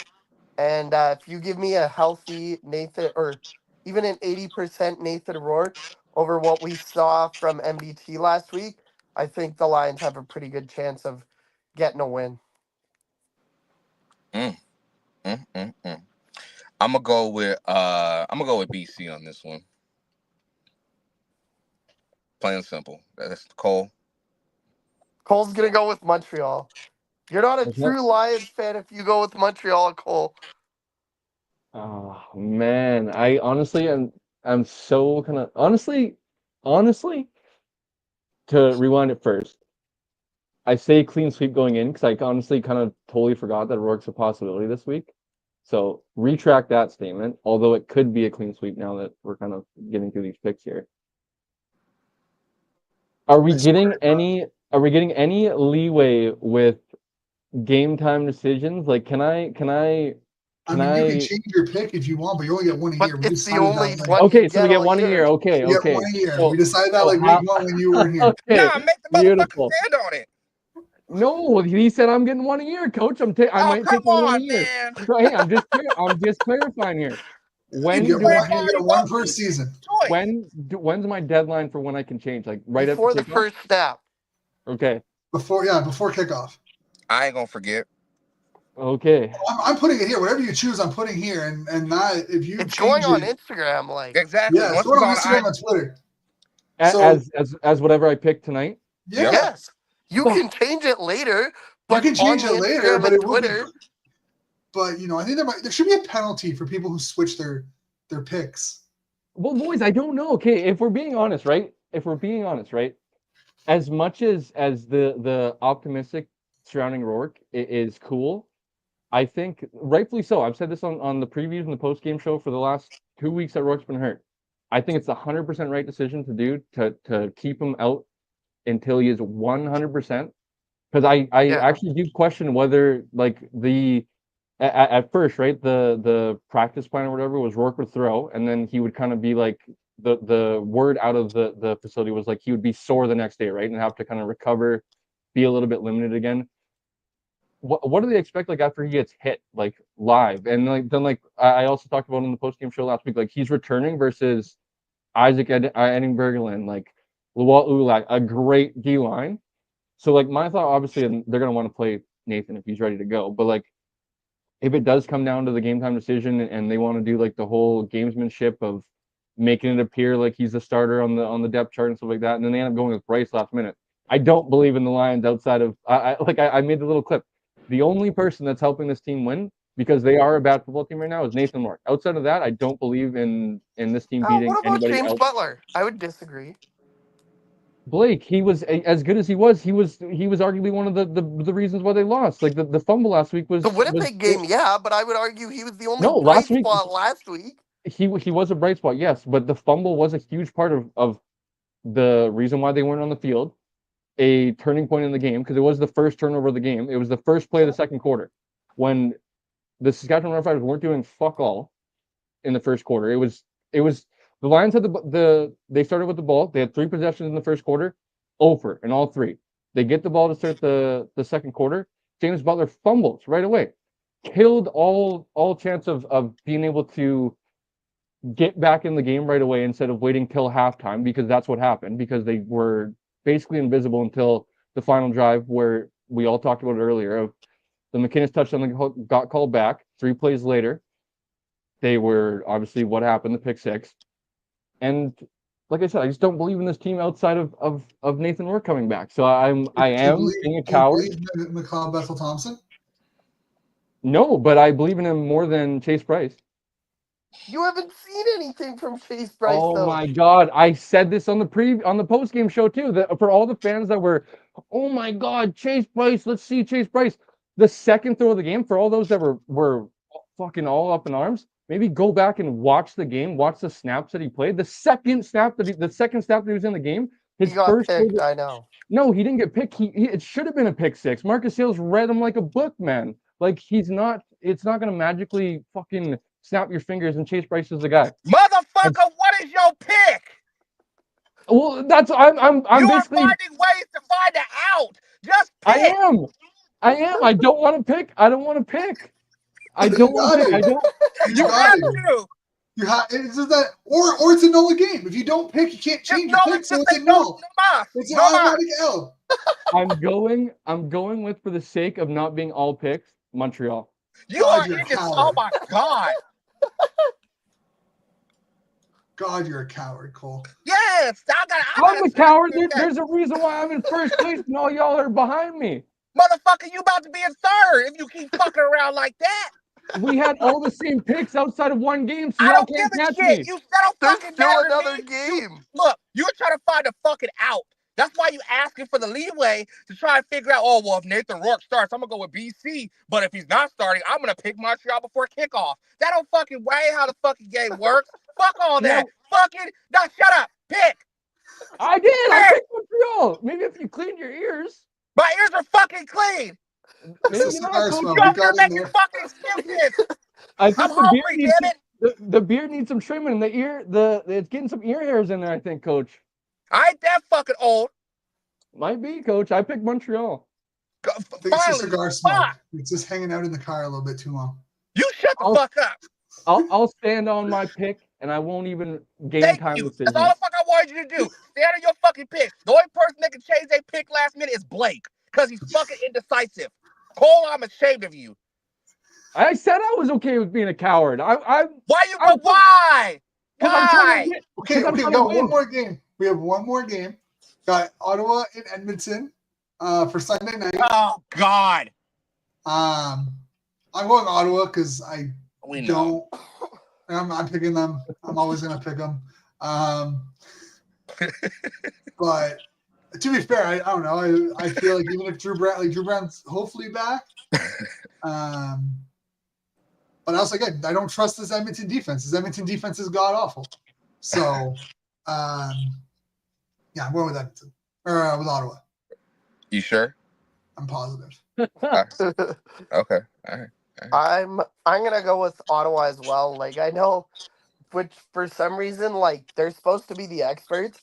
All 5 of the CFL.ca writers went with the Elks, and I'm like, have you guys have you guys watched this team this year? No. Like seriously, have you guys are the experts? You're literally paid to watch these games, and I'm like, have you watched these games? They don't watch them. Like, but no, like the Elks, Shane had the stats to back it up. Like their offense is bad, their defense is bad, their special teams is bad. Like Ottawa, they're not good, but they're better than the Elks. What's Ottawa's special teams bad? I like that. But Ottawa's offense is bad. Defense is bad. Special teams I think bad. this is a bad game. Yeah, Unfortunately, it is. It really is. It really is. Like, damn, we're scraping the bottom of the toilet with this one right here. This is bad. Coach, who you got? Oh, fuck. I'm going to go with Edmonton. Oh, nice. Okay, nice. I think I'm gonna go with Fuck, no, Edmonton. I'm going too. with Ottawa. Fuck y'all talking about. Okay, I'll go with Edmonton. I'm not gonna lie. Fuck you, fucker. I'm not gonna lie. Coming into this, I was expecting Shane to go Edmonton, Blake to go Edmonton, and me and Coach to go Ottawa. Because, like I said, I think it's a bad game. It's kind of like essentially a pick 'em. You just go with whoever you think maybe is potentially gonna get you a win. Because, like, afterwards, you could kind of maybe make both teams could easily find a way to win. So like it's not shocking if Ottawa wins this. Edmonton, I think both teams are just bad right now. So I'm gonna unfortunately go with the side you're of on the verge of losing your top spot. Just putting it out Edmonton. there. Well, I'm gonna hopefully Edmonton doesn't fuck me here and put a little blind faith. I got more faith in Montreal. If you go 2-2, that means like unless it's Winnipeg Hamilton that fucked the dog. If you go 2-2 with Montreal and Edmonton losing, that means both Coach and Blake pop right up and over top of you, and would be only 2 games. You'd be tied with me. Yeah, well, we're talking about 2 games ahead of me. We're talking about ifs, ands, or buts here, boys. I'm just letting you know that you're putting a lot. I'm just saying that you're putting a lot here. You're putting your record. Playing with I'm just saying you're playing with fire. You're putting your record. You stop talking about being ahead of everyone. You could be third by next week. All I'm saying. That's all I'm saying. I'm just putting the information out there. Is that you're playing with fire? You and Blake, y'all indecisive asses. You need to figure out who the fuck you picking. And when I come back what do you mean indecisive? I made my picks perfectly crystal clear this week. Yeah, this week. This week, yeah. Ask me again in week 16. It might not be so crystal clear. We know. That should be the most crystal clear, to be honest, because like you're gonna have a team that's like 5-10 going against a team that's 10-5. That should be a pretty decisive answer right there. Is it though? I mean, for you, probably not. But if you could have the 5-10 team could be playing better than the 10-5 team. If the 5-10 team was playing better than the 10-5 team, they would be 10-5. Now, wouldn't they, Blake? Well, yeah, they've been playing that way all year. Oh my! Shut the fuck up, Blake. I'm saying is that technically by week 16, you should have a better understanding of where these teams lie. It's why it's important so early in the season to get a lead. So I'm kind of shocked that that Cole's going all out here on his week 5 picks. We're talking about a game that's it's like basically a pick 'em. We're talking about two shitty teams. Where you guys realize that, right? In both, like in not maybe necessarily in Montreal's case, but in BC's case with McLeod, Bethel, Thompson, Alouettes, it's like Oh obviously no, I Nathan Rourke. agree. I just think it's funny. Like you're going. Nathan Rourke coming back is obviously a positive, but as we've talked about, that defense can't stop a leaky faucet. So to say that I think they're going to win the game and that I have 100% confidence in them that they're going to be able to pull it out, I don't. Montreal is a better team. I also think that They're going to win Montreal, 14-13. I could very much see that. Bruce, Hey, I got a Bruce in question. the game. I got a question. Bruce Rainey 2.0. Step on the out of bounds line. Receive it. Fielding a kickoff. Do y'all think this game could actually tie? Which one? Which one? The Ottawa Edmonton? and Edmonton. No, Yeah. like Ottawa's legit, luck, probably. I think legitimately, I think the Ottawa Edmonton and the Toronto Hamilton game could end in a tie because Don't they're all disrespect. so Don't bad. disrespect my tie cats like that. Coach I can't even keep a straight face on that. I can't. Hey, question before we wrap up. Do y'all know what OVO stands for? October's very own. Okay. Yeah. Okay. Fuck Drake. Can we? Because I just found out I that know there's we a don't bunch of have to people. go. I know we don't have to go into the details, but can we talk about how ridiculously priced that merch line was? It's OVO. Well, what do you expect? Yeah, Oh, I was gonna what say, the what fuck? do you What do you expect? expect? Their regular But T-shirts are like $68. $70 for a T-shirt? Blake, Yeah, that's they're regular. that's their cheap stuff, Blake. Yeah, like you go into the OVO store fucking in Ottawa and their baseline shit's like $75-$80. And I'm like, Yeah, bro, Blake, go to the one on Robson, and it's fucking Do ridiculous. we have like- one? It's like I actually didn't know. yeah. Can we be It's like realistic for a second though? Can I just be realistic about something real quick? yeah, Go go ahead. This does not mean Drake is going to perform at the Grey Cup. I need people to stop thinking that shit. Yeah, that's okay, what but I it Oh, would I've make a only lot of seen sense. Like that they because taking that shit to the fucking moon. Oh my goodness, Drake had the writers on his bracelet and shit. Oh my God, we're collabing with OVO. I was like, he's still a bitch. I To be think he would. fair, I think he would do it in Toronto, not at Winnipeg. Yeah. Like not No, just because like he's a Toronto guy, and like I just yeah, don't know. but I don't he think has no that seriously. relationship. I don't think the CFL would hire him because of all the bad PR. Maybe. I don't know about that. I guess the Grey Cup's different. Kendrick put it on Front Street. I'm just saying. Yeah, but like look what no, but are we kidding me though? Like 50 Cent and Snoop Dogg just performed at BC Lions games, and they're convicted fucking felons, both of them. Rape. I'm gonna Not say, that I, like, not, if you're gonna not talk that shit about a person, like Snoop Dogg is literally being like called as like one of the biggest sellouts in the last like 10 years with how many shows he just goes and does for shits. Like he did like a Trump like rally a couple months ago. We can't. We don't own him after that one. That's what I mean about PR though. Like if they don't, they brought him. Obviously, like it's different though because it's Grey Cup versus Amar Doman, who is also Drake has that relationship with TSN/MLSE. Like you know that if anyone could do it, it's the new commish who could do it because he already has that relationship. I don't know. I don't know. Like I don't think it's this year. I think if anything, maybe it's down the road. I think Winnipeg to probably go from the Jonas Brothers to Drake, just yeah. Okay, but you went from Green Day to the Jonas Brothers, so why does that matter? Yo, I was down. I enjoyed the Jonas Brothers, man. I was fucking rocking out with my seat. It was really good.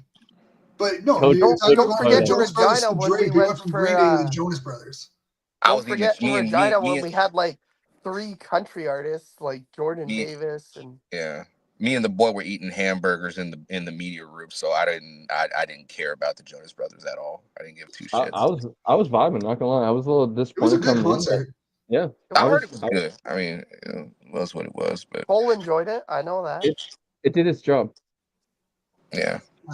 But no, I mean, the OVO collection's actually, and it's also not that much more expensive than like Peace Collective. Like Peace Collective shirts are also that's the collab that I want. Is that shirt that's in the little supplements ad, the CFL one that's a long sleeve one. Oh It's a Peace Collective like branded shirt, but it's not on their website. Like they don't have any CFL stuff on their website. I know they have before, but like yeah, No, like because I think really want. it's that protein. It's that Yeah, it's like supplement the store out east. That's like it's exclusive type thing. yeah, and they had a sick the long sleeve like cream colored Yeah. CFL shirt. That But I that mean, was I the will one say like Peace Collective is also pretty expensive. But yeah, OVO like it is. Yeah, it is. the That new hat the Elks released though. Oh my gosh, chef's kiss. I think what the Canada Day the one? No, like the CFL, but it's in Elks colors. Oh yeah. I don't know. I hope we see more of the OVO stuff. Give us like a I think full yeah, a like full I said to line. you, I Shane. know Cole bought it. Oh yeah, I brought the shirt right away. I think like I was saying to you, Shane, I think something would be cool is like a toque and hoodie for like around Grey Cup. But in terms of merch, like talking about reasonable price stuff, like the Lansdowne Sports stuff you They're can get from that so way. good. Like So good. the Radically Canadian shirt's like $40, and then with shipping, I Yeah. think it's like just under $60, which is kind of like pretty reasonable for Or a we shirt could and just shipping. go get Shane to buy it for us and then ship it to us. Yeah, that too. Yeah. Yeah. Like Might no, I love that store. That store's great. and they have other options too. They're I the know they're only on like one that North sells Friday. CFL branded stuff too. Yeah. Yeah, they have hats, shirts, sweaters, they have everything. It's great. I mean to pick up a couple of pieces. They never have my size when I go, so I'm like, all right, clearly it's Not meant to be. not meant to be. So Yeah. but yeah, no, the team shop at Lansdowne is great. So and yeah, they have a bunch of other options because they have all the teams. So it's kind of nice to walk in. You got like 5 different teams all at once. So yeah, I mean outside of that, another episode of the CFL Weekly Show. Uh, hopefully it's a good week of football. Hopefully the Hamilton Toronto game isn't a bore, and neither is the Ottawa Edmonton game. It'd be nice to have all 4 high scoring, entertaining games. Get rid of the banter of dead games that some people like to hop on quite a bit. This guy. We don't have to rehash that from last week, but can people please stop tagging them every time a play happens? They're like, "Oh, is that board?" Like, you're feeding into what he Thank wants. you. Like, Fuck. he wants the engagement. If you don't tag him, nothing happens. Magic. Poof. I would argue opposite Blake because when he does tweet, it does get pretty good traction. So if you don't tweet at him, he's probably going to tweet and still get good response. But that being said, I'll leave that topic for another day. Oh Lord. We talked about it last week. Well, he's going to tweet. He's going to keep tweeting. And then we got featured on his page, but you weren't here, Cole. So. Well, I saw it. I'm glad. I wasn't clipped. Wait, To be fair, it was nothing bad. We were agreeing with what he was saying. No, I know. Yeah, and he was saying like you're welcome because everyone's talking about the CFL and all this conversation, which is. But like to be fair, we've had these conversations for like 2 years.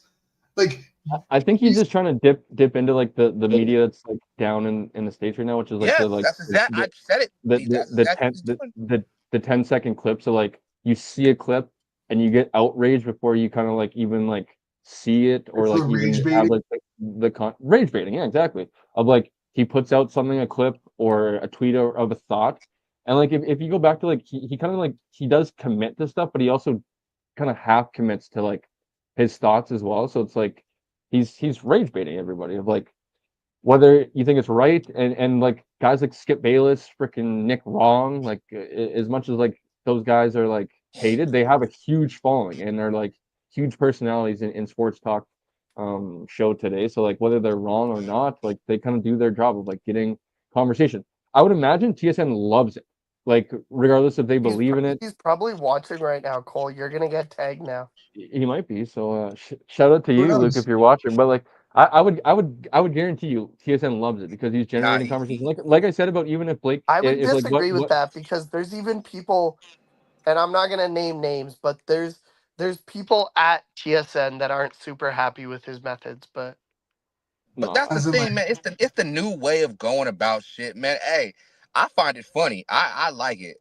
I like it as well. It's fucking funny. And to watch people get their panties in a wad about some shit when it's fun. Let that man live, because we do this shit here in the States and people go viral for it. We're desensitized to it, but it's entertainment. At the end of the day, it's inter-fucking-tainment. Stop taking the shit so fucking seriously. God damn. Shit. Folks is just sensitive in 2025. Damn. Oh yeah. That's Fucking a whole other prideful. conversation. Fucking prideful. Well, a whole other conversation for our old heads to talk about later. But thank you all for Back in joining. my day. 1 second. Lastly, Shane. Lastly, before we get out of here, boys, we're gonna probably say this another 3 or 4 times though. But I can't believe it's already week 5. Isn't that anybody for me? Like, it just feels like it's crazy. You know Well, it's what- already what I week found 5 out? because you never show up. Yeah, buddy, I'm doing 2 videos a week without you. That's why, pal. I will say this kind of threw me for a loop. I saw somewhere the other day that officially tomorrow, on July 3rd, we will be closer to 2050 I than saw that. 2000. Technically, I saw that was that too. today at noon, whatever your local time is. But yeah. Yeah, I didn't love Yeah, that. I didn't love that. I didn't tweet. love that when I saw it either. And I'm like, Yeah, all I know. right, I well, was like, What happened to us? What "Yeesh." happened to us, dog? Like it was We what, old yesterday was now. high school. I'm in my fucking prime. Fuck you. I'm got- younger than you. What do you mean? Motherfucker, I'm in my prime. I'm living my life. I'm feeling good. I I'm will say black. though that there are people that think that we're considered unks nowadays. No, Oh, I am. I'm over 30. Y'all still bruhs. Y'all No, bro. no. I trust me. I work with enough of the younger generation. When I tell them that I'm part of their generation, they don't believe me. You got gray hair out, fam. You gotta I've cut. You been gotta graying stop. since I we was have like kids. 18, What do you man. expect? You gotta stop at the Bobby Hill haircut, and you gotta grow that shit out, fam. Nope, I had the long hair once. I'm never doing it again. You ain't got what? You got to skull it or something? No, my hair's thick, so I get like during the summer it gets too much, so I just shave it off for the summer, and then once like September hits, I like grow it out and I redo it in the summer. You could do like Cole and have the boy band haircut.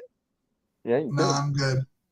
Come on, I like don't we ain't that old. Like we old, but Cole, you the Think only about one it. that ain't got. Think about it. We have lived through the age of tech that like, we have seen the tech boom like no one else has. From the Like, beginning. it's crazy. Shane, how old are you? 27 Same or 28. I just We're turned all it. the I'm same 97. age We're except all for Coach. 7 Fuck you, outside of Blake. Coach. Fuck all y'all. I am He's the like oldest. 89. 94. That doesn't really matter. 84. I said I said 94. 89. Oh, I was about to say no, 94. Fuck all y'all. I ain't that fucking old. God damn it. Just because I was, you know what? I'm gonna shut up. So you're what, 31 or 32? 31. Yeah, see? In your I ain't 30s, that you're fuck- young 30s. Bro. You know what? You're closer to our age than you are to like mid 30s. So shut up. Bro, I'm finding gray hair on my beard that's fucking wasn't there. Thank God that's not happening to me yet. No, it's gonna happen to you. It's gonna happen to you, Cole. You're Just gonna wait get till you have kids. I know. Huh? So I said thank God it hasn't yet. Blake, let me tell you What? something. Let me tell you something. What? I love my kids, but I dislike one of them. Well, I only have one. That doesn't count. No. I'm gonna say it again. I love my babies, but I dislike one of them Why, heavily. is that the troublemaker? Yes, the boy. He's the main one. This is why I got gray hair. This is why I'm man. Is it dog. because he's you? Have you Everybody talked to your fucking parents says that. about? Are they like, oh, this is what you were like as a kid? So now Yes, this is all the redemption? fucking time. Well, then there you go. But like looking in the mirror. No. I don't want him to be like me. I want him to be better than me. But I'm saying my point is, That's what we all I'm say. old because of him. I'm old because of him. He drives me And now you fucking know what your insane. parents felt like. Huh? Now you know what your parents felt like. Oh, fuck Especially That's him. your what dad. happens with boys. Fuck him. If I don't you have care. a boy, your hair is gonna go gray a lot faster than if you have a girl. Cole, when you gonna have a baby?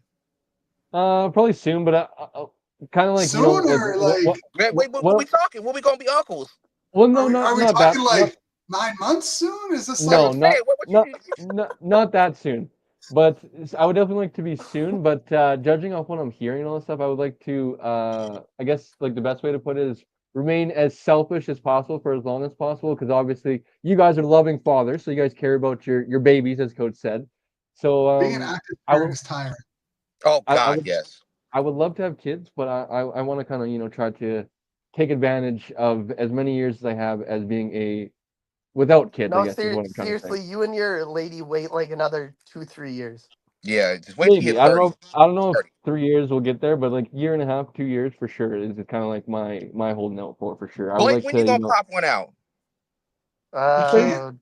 Couple more years at least. Shane, how many kids you got? I got one and Just I'm good one. with it.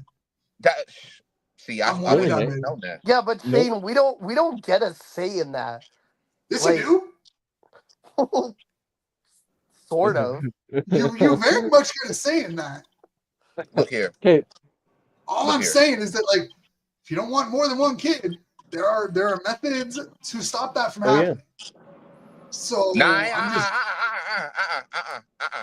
I'm just saying there are methods. You know, there are That condoms aren't and other always things. effective. Look here, All I'm Blake. saying is that there are methods if you only want one kid. To all our people that are watching, live life, enjoy yeah, fucking, and whatever I agree. happens, happens. I agree. Yep. Well said. Beautiful. There you I don't couldn't say agree that more. because There's that's That's how how we most should people end end the up being. show. There's gonna be a day when you can't fuck no more. Let's get out of here, y'all. That was Thank you for awesome. staying with our outtakes, because as always, it is the most entertaining part of the show. Clip that. Clip that. Thank you all for That was joining awesome. this week's episode. We will talk to you guys next Wednesday on YouTube or Twitch at 9 p.m. Eastern, 6 p.m. Pacific. Remember to hit that like, share, and subscribe button, and hit on that notification so you never miss an episode. And hopefully you stay around for the entire episode to hear these wonderful outtakes. I would encourage you to stick around.